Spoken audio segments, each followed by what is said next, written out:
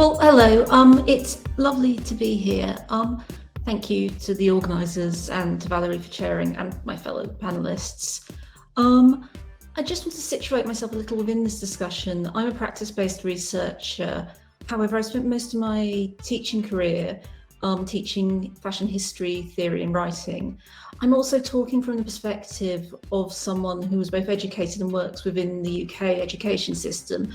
So that when I'm speaking about theory and practice, I'm speaking about how that's often understood within UK education as a distinction between research which is produced through writing and a distinction between creative practices of research, although I would obviously say that writing is also creative. Anyway. Fashion studies is a multidisciplinary field encompassing a plethora of topics and methodologies. As fashion studies has developed from a small grouping of academics working on the study of dress into a formalised field, and the topic of study in itself, as indicated by the increasing number of fashion studies courses offered at both post and undergraduate level, including Marco's, and as fashion itself is at a critical point of change, it's useful to unpack how these diverse methods intersect with one another. Historically, there's been a division in the study of fashion between those who study for making, for objects, images, exhibitions, amongst others, and those who study for observation, one which is played out both in academia and in education.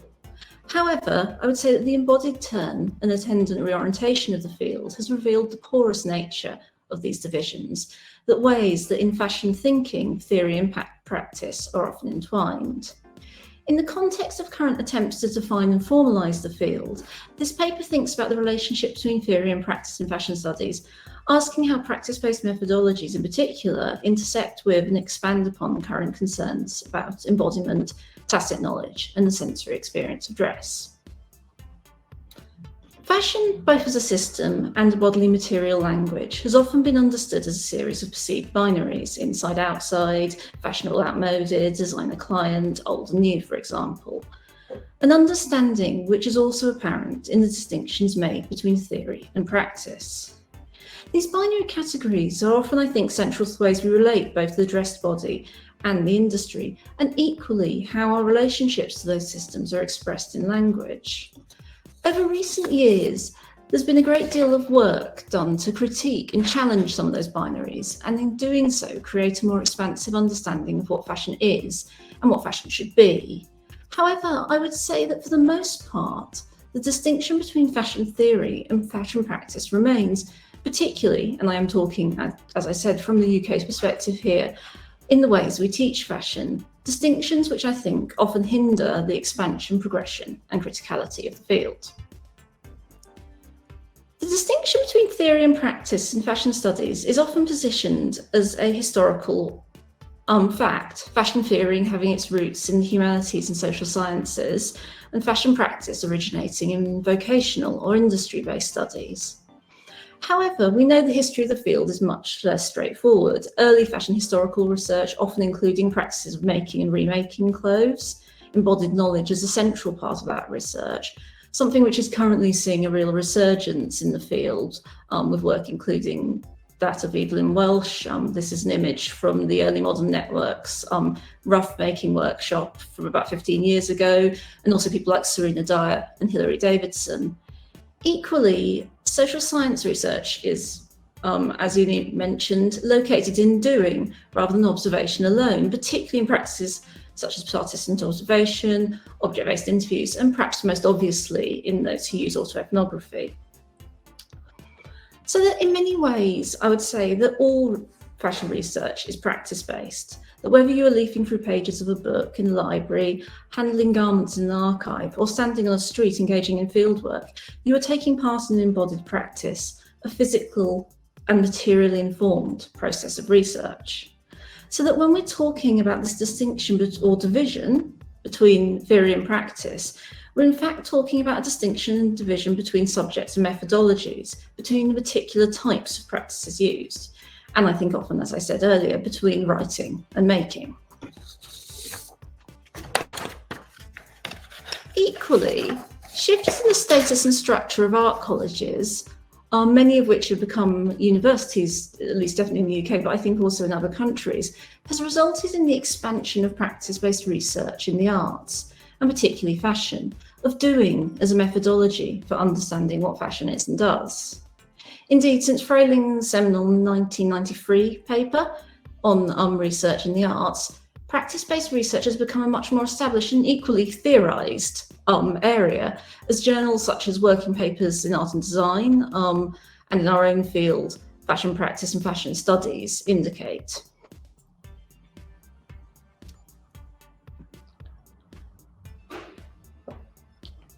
Central to this growth of research through practice have been the material, sensory and embodied turns in the arts and humanities. In fashion studies, these turns have significantly shifted the scope and focus of the field, moving from one whose focus was often image and representation, though obviously not always, to one increasingly concerned with the experiential nature of doing fashion, of dressing, of making garments, of professional practices such as photography and exhibition making, and all sorts of other kinds of doing. Central to these turns have been a renewed focus both on the bodily and the material within fashion, so that much of contemporary fashion research is the study of embodied practices, not only, making and wearing clothes, but making images, spaces, collections, and I think importantly, relationships. Ruggiero describes these embodied practices thus: these embodied encounters are the stuff that makes up the material texture of our daily practices. Actually rendering these practices possible because these practices are continually flowing events, she terms them becomings. Their meaning can only be partially captured in interpretive or linguistic discourse. This renewed emphasis on the experiential nature of dress means that unpacking these unspoken, unverbalized practices of doing is increasingly understood as central to understanding how we encounter, interpret, and navigate fashion. The work of fashion studies, thus, is often the work of mapping and analysing these embodied practices and bodily things, the ways they both mediate and create our experience of the world. As some of you may know, much of my work has been about the idea of clothing as a mediating surface, a bridge between internal experience and internal and external experience, between different bodies, between people, spaces, and things. The ways that clothing is a surface through which we are able to mediate our relations to the external world. And one of the reasons that garments mediate experience so successfully is their material qualities, fabric's porous nature, its ability to simultaneously absorb matter, experience, and meaning, and also to allow things to pass through. It is this material metaphor of fabric's mediating surface which I want to use in thinking about the way that theory and practice meet and entwine, asking how we can draw upon these textile qualities to bridge the divides between methodologies, subjects, and fields. And perhaps my primary interest in drawing out the porousness between theory and practice is that porousness, I believe, creates plurality. That in allowing or embracing a flow of knowledge and ideas between these different practices of research, the hierarchies which often corral and contain them are dissolved. And this is important because these hierarchies are so often exclusionary. They limit who can speak and what can be said. That's not to say, however, that I believe we should break down the identities of individual fields, subjects, or methodologies, but instead that we should encourage them to meet and touch and absorb, to draw upon Winnicott's phrase about transitional phenomena, to keep them apart, to keep them separate, yet interrelated. Garments obviously produce a multi-sensory experience, one which both mediates and creates our experience of the world. Indeed, our relationship to clothing is often a form of what Tim Ingold refers to as friction, a meeting of materials and intentions, not as a seamless convergence, but instead as a practice which is constituted by the ways these disparate things, so garments, bodies, spaces, thoughts, resist or fail to fit. What I think research by practice does for fashion studies is to continually relocate fashion theory in the bodily and material, but not in a seamless or tidy way, but in one which is representative of the messiness, or to use Ingold's term, friction, of our relationships both with clothing and with fashion cultures. By engaging in the places where embodied experience is manifested and performed, Fashion often disrupts the smooth surfaces we are presented in fashion, making this friction evident and visible, so that practice can make materially apparent the complexity of lives lived in and with clothes. What's distinct about research by practice, or by, through, and even into practice, is that it often examines those things which are unspoken, knowledges and experience that sit outside language. So that the knowledges studied and produced in fashion practice-based research are not always articulated or articulable in text. And in the context of fashion studies' current concern with embodiment and materiality, what practice brings to theory is the capacity to make visible what at times cannot be written or said.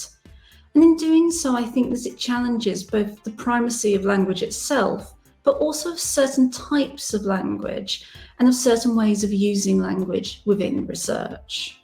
This is perhaps most apparent in work of researchers such as Lamel Vestidas, whose work really makes present the affects of bodies and garments which refuse to conform, or equally, I'd say, in someone like Lara Torres, whose work draws out the embodied experience of both wearing and making clothes, to think about fashion practice as a form of critical thinking, and a criticality which very much exists beyond or outside text or the verbal.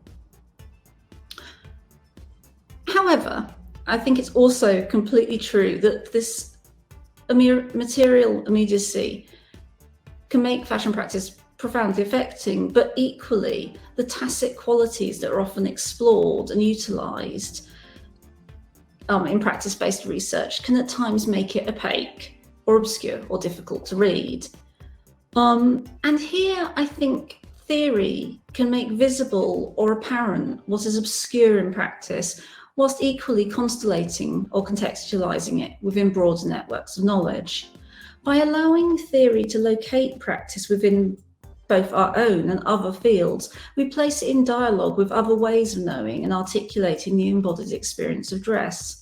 So the textual and verbal can mediate and thus facilitate an opening up or access to objects and images which might be occluded by their tacit materiality, whilst also facilitating, I think, a criticality or contextualization in making and design.